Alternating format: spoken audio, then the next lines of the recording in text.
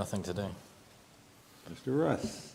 One thing I'd bring up is obviously there's been a lot of discourse lately regarding the waterfront zoning and that whole process. I think it might make sense for us to, I don't know whether we want to go with a study session to get into some of the existing pieces of it and make it maybe more collaborative with council or the current administration to figure out what it is they're looking for.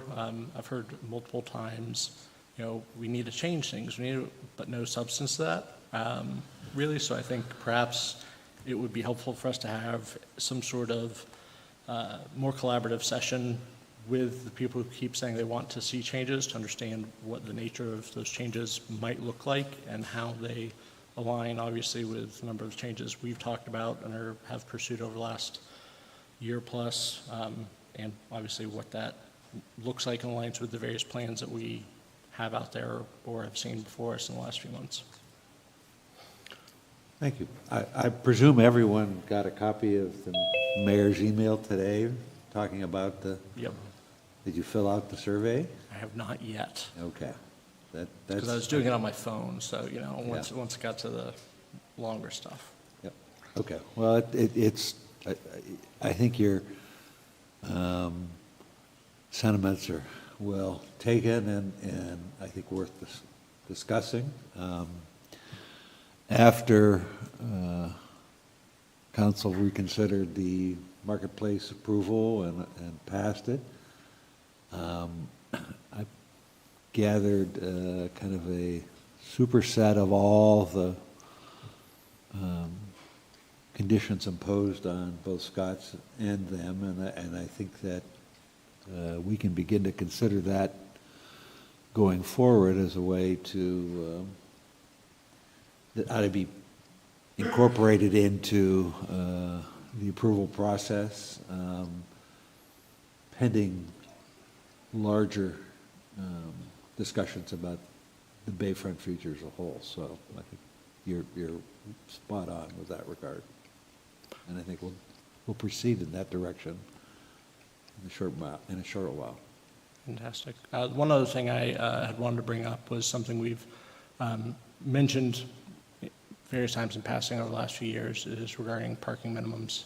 We obviously made some improvements to that last year. I think it might be worthwhile revisiting that. I think it goes in line with that waterfront conditional use process. Mm-hmm. I know I had asked a question when they presented regarding what does this look like in terms of parking requirements. I think that while I am personally of the opinion to get rid of them altogether, I recognize that that is not necessarily how everybody feels. So I think it would be helpful to have some discussion or explore what the impacts that would be in various zoning districts, what that looks like. Obviously, if we can maybe bring in some conversation from Streets Department, if they can provide some data on traffic volumes, that sort of thing, just to understand what the implications of different degrees of parking requirements are. Personally, I'm of the opinion that a business, for them to succeed, they need to make sure there's sufficient parking. I don't think we need to be the ones to dictate what that looks like. I also think that it is something that severely impacts the ability to fully redevelop parts of the city and limits possibilities on lot sizes because of parking requirements. So I think if we can, again, treat that as one of those things where we take a more comprehensive view of how that requirement or piece fits in with overall goals and future vision, it would be beneficial to everybody. That's all I got. Okay, thank you. Appreciate your sentiment and one I largely agree with. So I think that'll also form the basis of discussions going forward in the future. Other than that, I have nothing else I'm ready to discuss today. We have a pretty light agenda. So, without objection, we will close the special meeting, public caucus meeting, actually, session, and proceed with today's official meeting. Colin, can you read the roll, please? I'm calling. Chair Rich Spiker, Here? Vice Chair Douglas Bizarni, Here. Commissioner Carl Anderson, Commissioner Colin Russ, Here. Commissioner Jason Wazorek, Here. Bureau Chief Jacqueline Spry, Assistant Planner and Staff Liaison Cooper Moore. I'm here. Thank you. First item is approval of the May 19th meeting minutes. Do I hear any discussion? Motion to approve. I'll Okay, second. We have a motion and a second for approval. All in favor signify by saying aye. Aye. Aye. Next is public comment and correspondence period. So, do you have something, ma'am? Please state your name and address. My whole address or just my municipality? You want my whole address? No. Right. Just municipality. yes. Elizabeth Stanton, Harbor Creek. At the Erie County Planning Commission last Thursday, I heard as Erie Outside presentation, they spoke several times about weaving Erie history into their walking trails. So I wish to bring a couple of little-known historical facts about Erie. The etymology of the word raccoon is from the indigenous Algonquin word A-R-A-H-K-U-N, meaning those who rub, scrub, scratch with their little hand-like front paws. The native term specifically highlights the animal's remarkable manual dexterity and habit of feeling and manipulating objects. The ancestral land of Erie have deep indigenous roots. The primary First Nation to inhabit the area that is now Erie, Pennsylvania, was the Erie tribe. The Erie tribe and the Algonquin tribes were neighbors in the Great Lake Erie region. The Erie tribe was a sedentary agricultural people who built palisade walled villages along the shores of Lake Erie, known as the Raccoon Nation.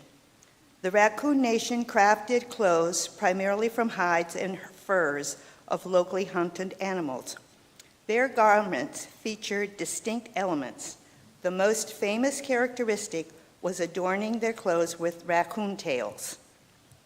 In fact, the name Erie means long-tailed. The Erie utilized raccoon tails to trap body heat to survive harsh winters of Lake Erie. May we hear more about the Raccoon Nation as we hike new walking paths in the Erie, Pennsylvania. Thank you. Thank you.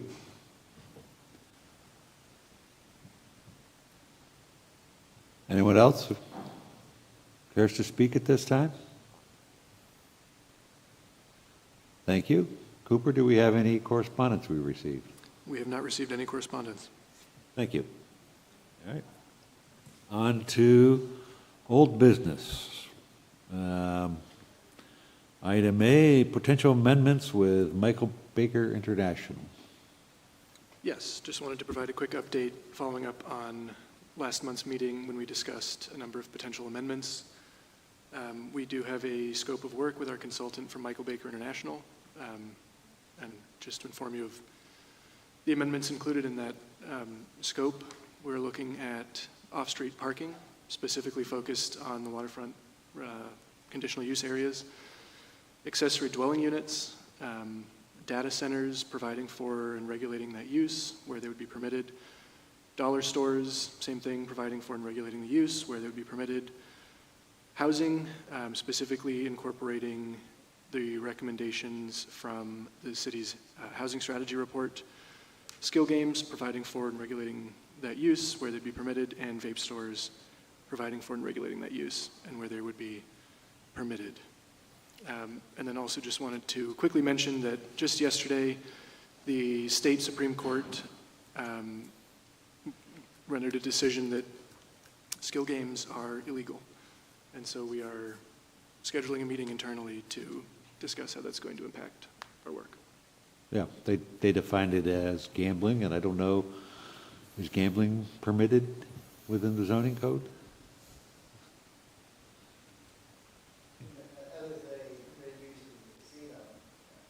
Okay.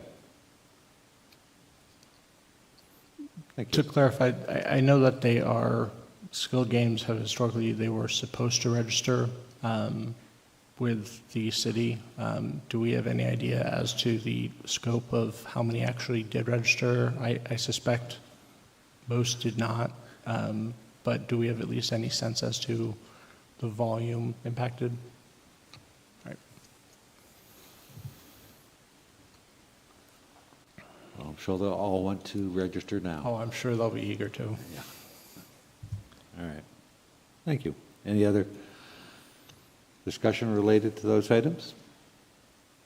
Next item is Erie Outside updates. Just another quick update, and to thank you again for attending the special meeting last week to discuss Erie Outside. That same night, we did have a study session with City Council and gave a similar presentation with our consultants from Design Workshop to City Council regarding Erie Outside. Nothing but positive feedback. They were thrilled with the plan so far and are looking forward to moving forward with it. Yes, and starting on Monday of next week, we will be posting it for a 30-day public comment period, which will close July 21st, I believe. Okay. So anyone can view it. We'll be posting it online on the website and sharing it over social media for a 30-day public comment period. I believe I sent you some questions for the authors of the plan. I mean, it's during the comment period, if they could be addressed, I'd appreciate that. Sure, yeah, we'll share those with Okay. Design Workshop as well. Good, thank you. Did you also receive the appendices?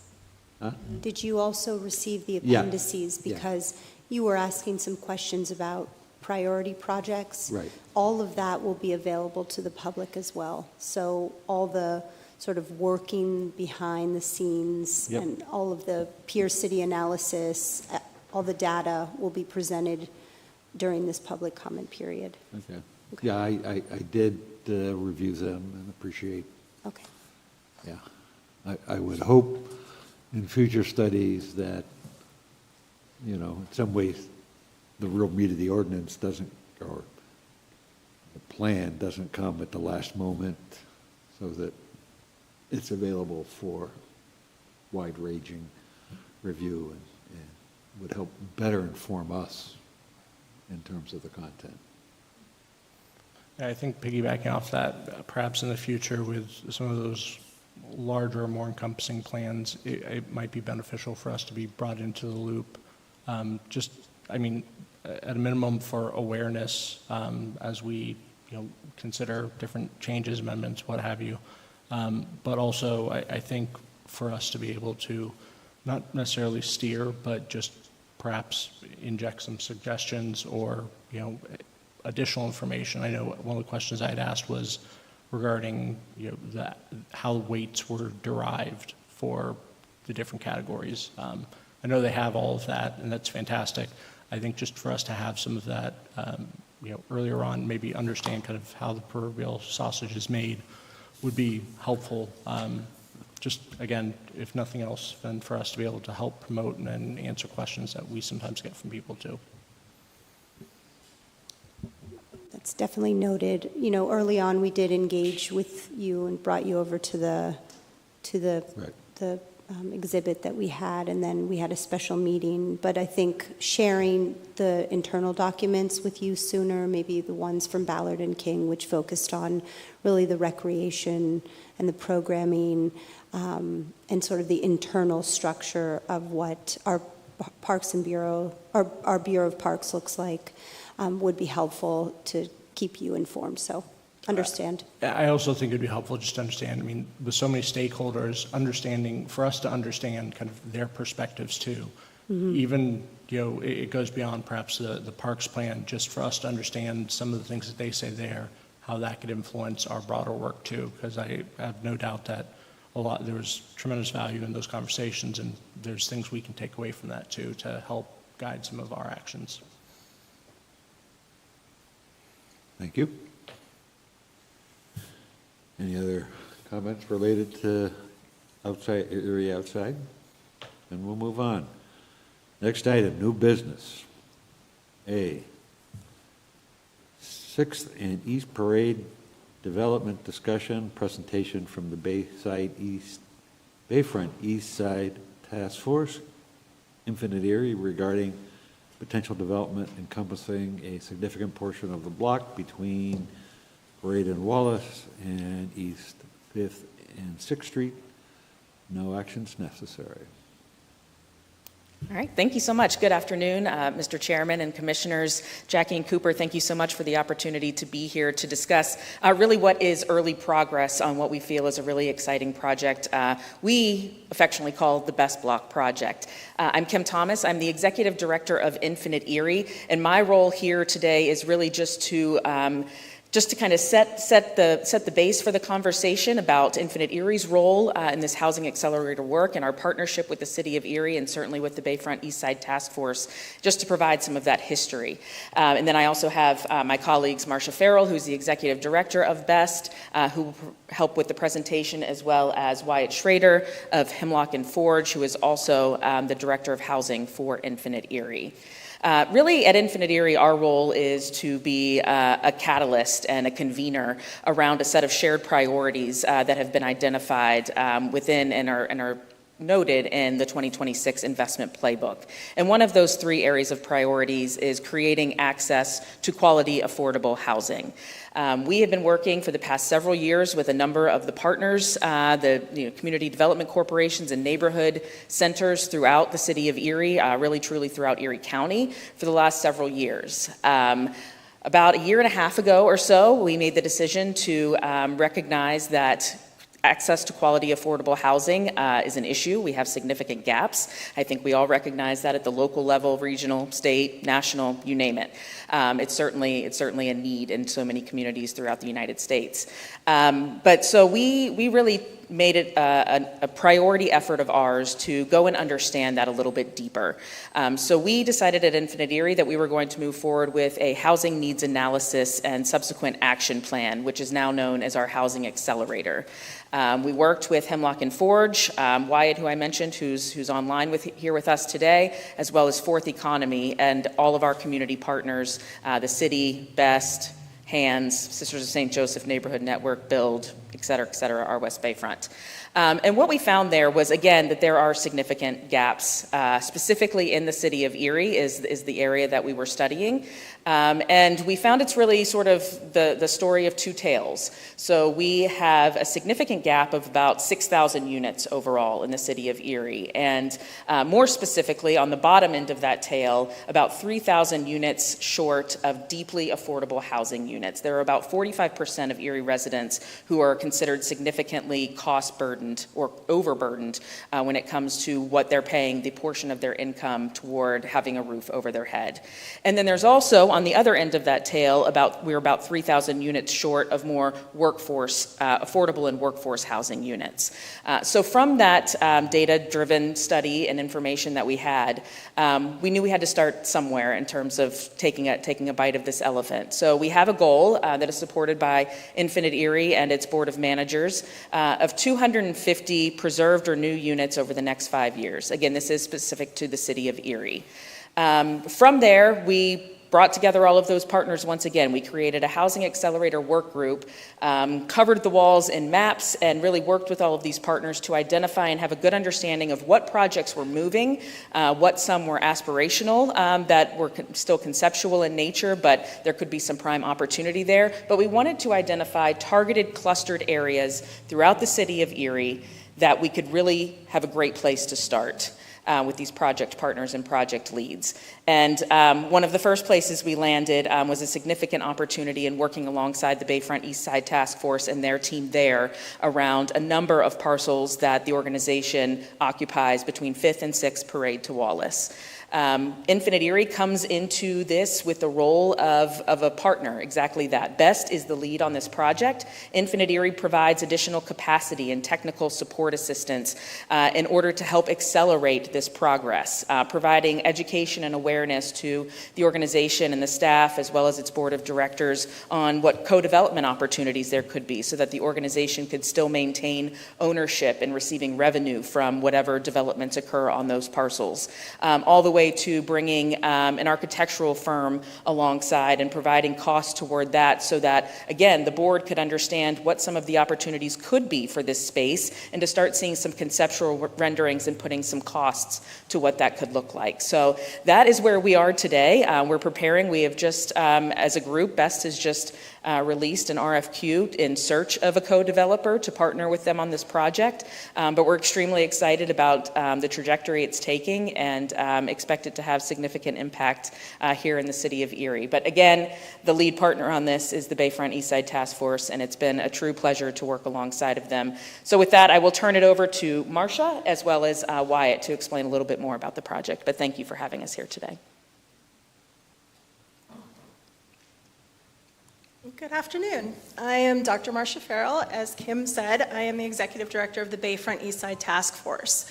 Just to sort of set the stage a little bit, is as Infinite Erie was working on their Housing Accelerator program, BEST had a change in leadership, and I became the interim director at the time. And when I was looking through our parcels and talking to Wyatt about what we need in terms of housing, I happened to notice BEST owns 22 parcels on that block between 5th and 6th, Parade and Wallace.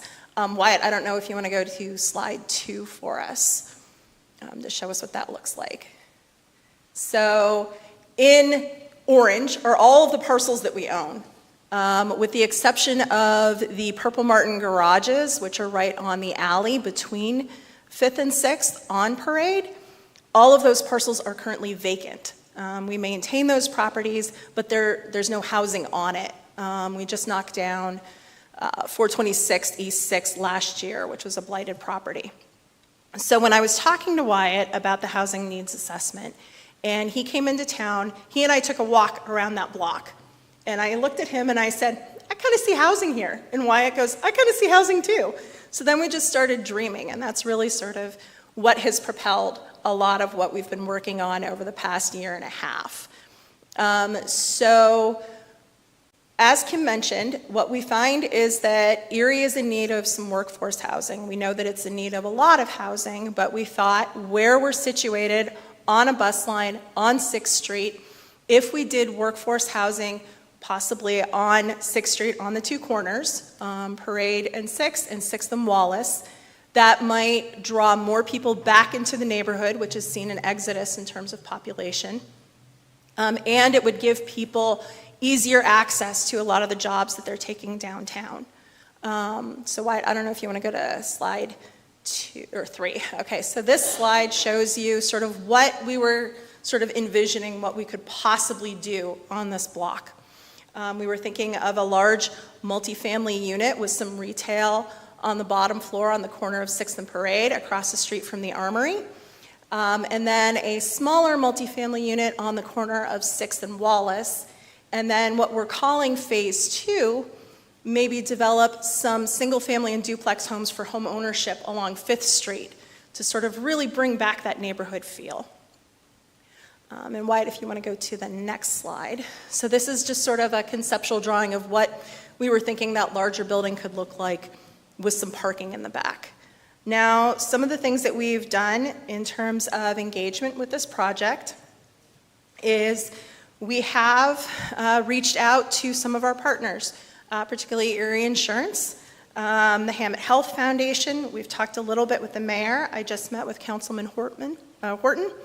And we had a luncheon with property owners who live on that block to say, okay, this is what we'd like to do. If we do this, maybe it could possibly help with streetscaping to make the street a little bit safer. Maybe it could help with lighting to lighten that place up a little bit. It would help increase property values. What would it look like if we really did this as an exciting corridor into our neighborhood? And so far the feedback has been very positive. I will tell you, BEST also just hired yesterday a part-time outreach coordinator who's planning on talking to even more of the neighbors. We have broached this with neighbors at a neighborhood meeting to say, what do you think? And so far, everybody's been pretty positive and said, yeah, we want something nice on the east side of 6th. So Wyatt, I don't know if you want to go to the Let's go forward. I would say, let's go to the Wallace Street. Actually, Cooper's got it, is toggling in. Oh, sorry, Cooper. There in the room. Sorry. Keep going. So then we were also looking at 6th and Wallace, maybe a smaller multi-unit building, about 10 to 12 units. And again, we're looking at workforce housing with bringing back this porch concept idea for people so that everybody would have their own balcony or private porch, and they could look out and see what's going on in the neighborhood. But part of the idea of the benefits of what this, and then Cooper, if you want to go to that one, this is what Union kind of conceptualized could be possible on this block. What we were thinking is that if we build something like this that fits into the aesthetic of the neighborhood, if we can raise the capital stack and partner with a co-developer to put in affordable workforce housing, it would increase safety. We could maybe then apply for more money for streetscaping in the neighborhood. It would bring more investment into the neighborhood. It might convince people because there's a lot of vacant property in the neighborhood. Maybe they want to start thinking about building houses in the neighborhood. Bring back that real neighborhood feel for everybody. And that's sort of where we are right now, is this is what we would like to do. And we wanted to let you know before we got further along. We haven't even done our pre-sketch meeting. We have met with planning a little bit to give them a heads up, but we thought that now would be a good time to say, this is what we're thinking of, and we're just in the process. So Wyatt, I don't know if you want to you want to take it from there? This is great. Yeah, thanks so much for creating space for this conversation. You can ever hear me okay in there, Marcia? Yes, you're good. Okay, great. Yeah, just a reminder of a process, because both Marcia and Kim, touched base on this. So we had consulted with Union, a mission-minded architecture firm, including an architect who grew up on 6th Street, a couple blocks to the east, and developed these concepts. So this is not yet a site plan, so we obviously owe, once we get that co-developer that Kim mentioned, that RFQ process that we're going through right now, we'll then get a developer and then come back to a plan like this, come more formal site plan, and then we'll go through our pre-sketch process, et cetera, to really get moving. But it's really exciting at this point from the feedback that we've gotten. And one thing we want you all to start, considering is the zoning requirements on this. In our early conversations with planning, we've already kind of been asking that question of like, what would work in this neighborhood based on current zoning?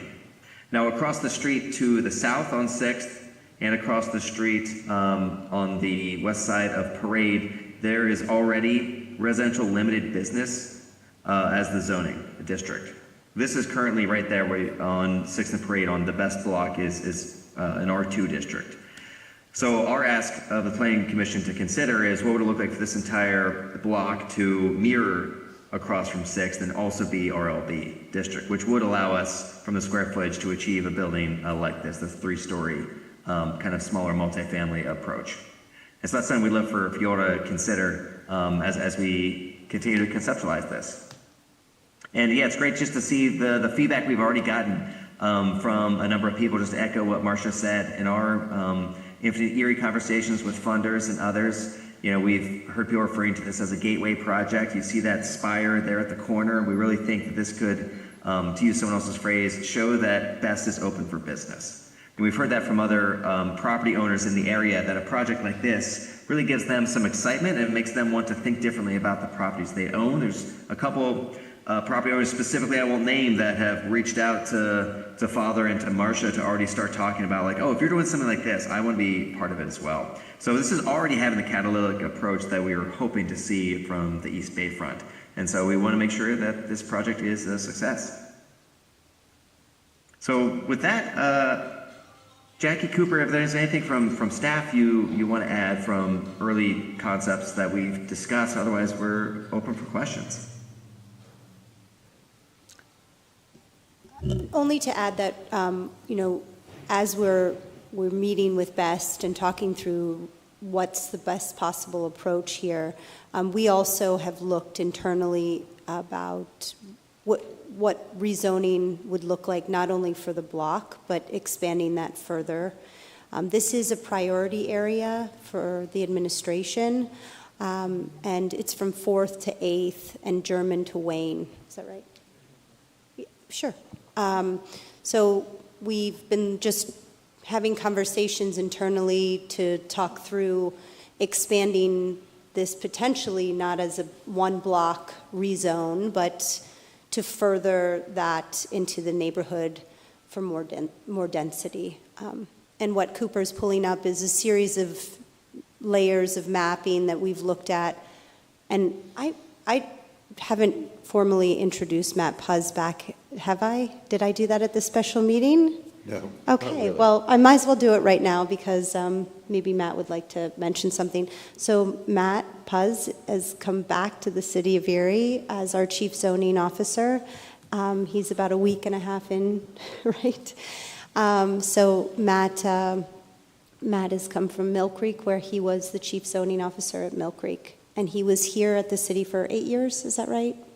6 years before leaving us and then returning. So Matt, do you want to add anything related to just what the existing zoning is and just thinking through our, if you have questions on zoning, we can hold on this if you'd like to go forward with discussing this. Yeah, I had a couple questions just for the actual from the actual presentation. It kind of borders on the zoning piece of it. Okay. One question, I think it's fantastic. Obviously, I love to see, multifamily developments. I think more density is a great thing. Looking at that, obviously, about 2/3 of the lot is actual build out. The remaining third is parking. I saw 1.5 spaces per unit.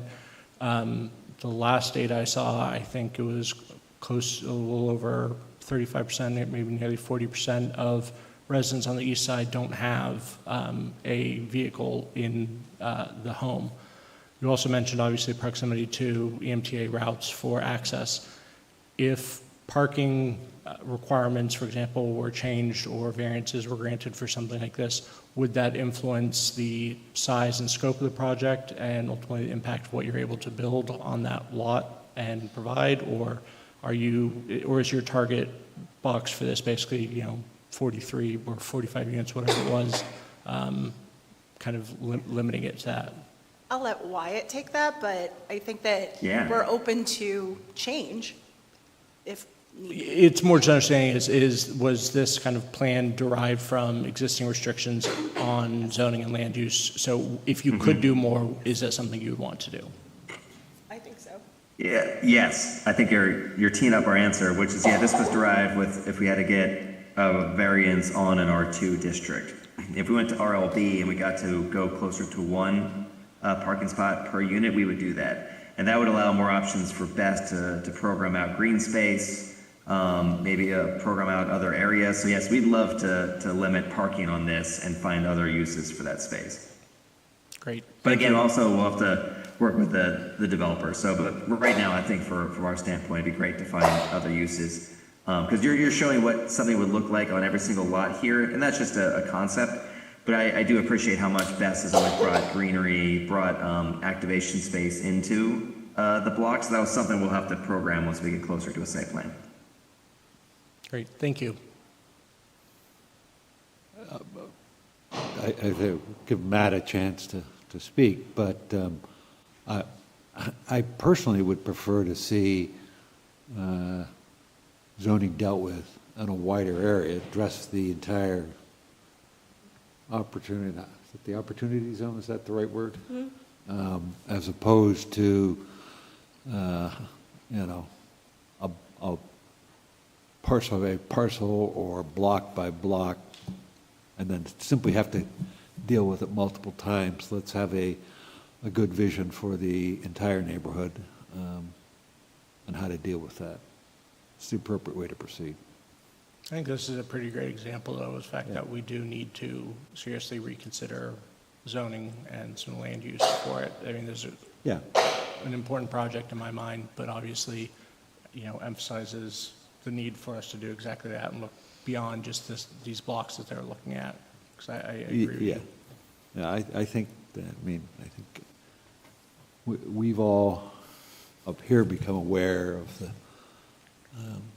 limitation of concerns related to zoning, the current zoning ordinances. So, yeah. Any other questions at this point? Personally, I think it's will represent a significant improvement for that part of the city. I can remember as a kid, I grew up in Northeast and would drive along 6th Street and pass that corner all the time, and the store that used to be right on the corner, and it's changed not for the better as life has developed, and so this certainly offers some opportunity to reinvest into the neighborhood. I think that's important. Yeah. Thank you.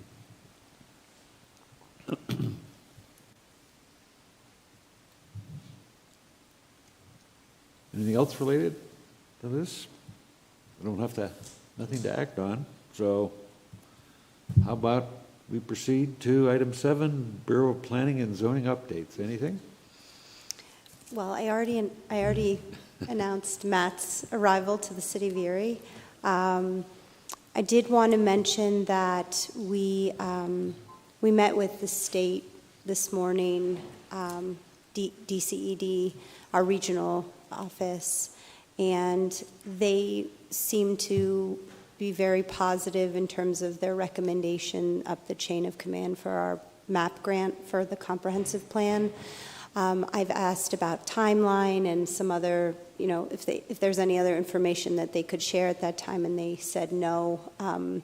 The hope is that we'll hear something within the next couple of months, whether or not we were awarded that grant.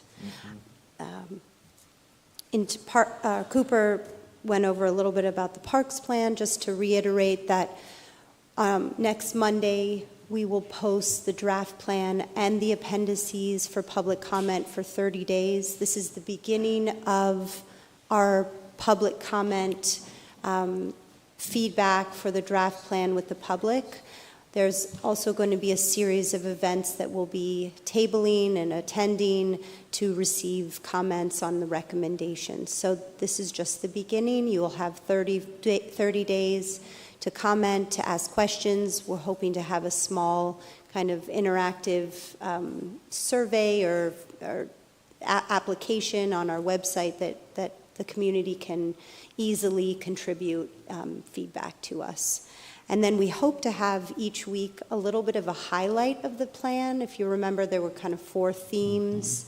We were going to highlight each of those themes throughout the comment period, so that it's not as overwhelming for the public, because it is a big document, but to try to hone in on the recommendations and gain input there. Also wanted to mention about our safety action plan and where we are in that process.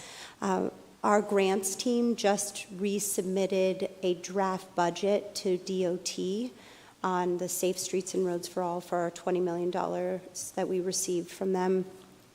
We're working through that budget. We're working through the scope of work, and that's going to take a little bit of time. But in the interim, we are able to start the planning phase of that project. We can't be under contract with any consultant, but we can issue RFPs and start moving forward with the safety action plan. So I know you probably haven't heard from me in a while on that plan, but we are still working behind the scenes on developing that with the feds.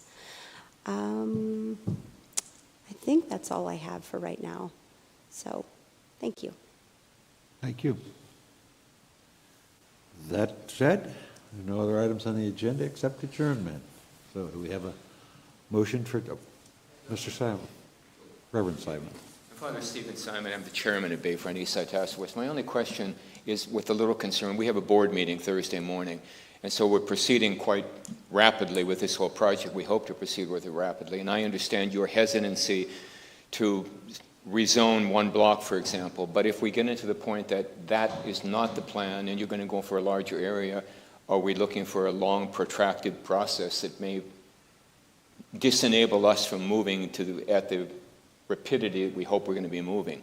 That's the only concern I have. I understand your reason for doing that and kind of saying we'd rather you didn't come in with one block area, Yeah. but are we looking at a really long, drawn-out process? Because we really see this coming to fruition within, I'd say, the next year and a half to 2 years at most. We really want to see that come to pass. So I'm just kind of curious if that's something, and I'd like to at least tell our board if that question comes up on Thursday. Thank you. How would you address that? Well, the process would be the same. So as we discussed in our internal meetings, the process is that it would come before the Planning Commission. We would have to hold a public hearing, and then there would be 2 votes in order to change the zoning ordinance. So the process is the same, but I think if we were to look at a larger area, it may involve a little bit more engagement. There may be some more stakeholders to pull in, and just generally more people at the table in order to move forward in the best practice. But in terms of time frame, I think we would need to evaluate that and make sure that it wouldn't be a hindrance to your time frame, and see if potentially we would have to scale back maybe from the overall strategic area a little bit. I understand the concern around that. So Yeah. I won't speak for other commissioners, but I would say that your comments point to obviously an important issue of we can't, look at the forest, lose sight of the trees type of thing, where if this is going to delay a project of this importance and magnitude, that increases costs, slows everything down. We don't want to be, I don't believe we should be a hindrance to that type of development and work. And so hearing that has the potential to materially impact your plans, I think it is something that is worthwhile for us to consider addressing, both, but doing so in parallel, where, we look to adjust the zoning for this particular region, recognizing that it does have a more urgent impact, and looking more broadly, having those additional stakeholders involved, and, looking at the broader area, but perhaps taking a focus simultaneously on this region to make sure that we are not the holdup in something like this happening. Absolutely agree. So, nothing further? Motion for adjournment? I will move to adjourn. Second. Motion is second. All in favor signify by saying aye. Aye. Motion passes.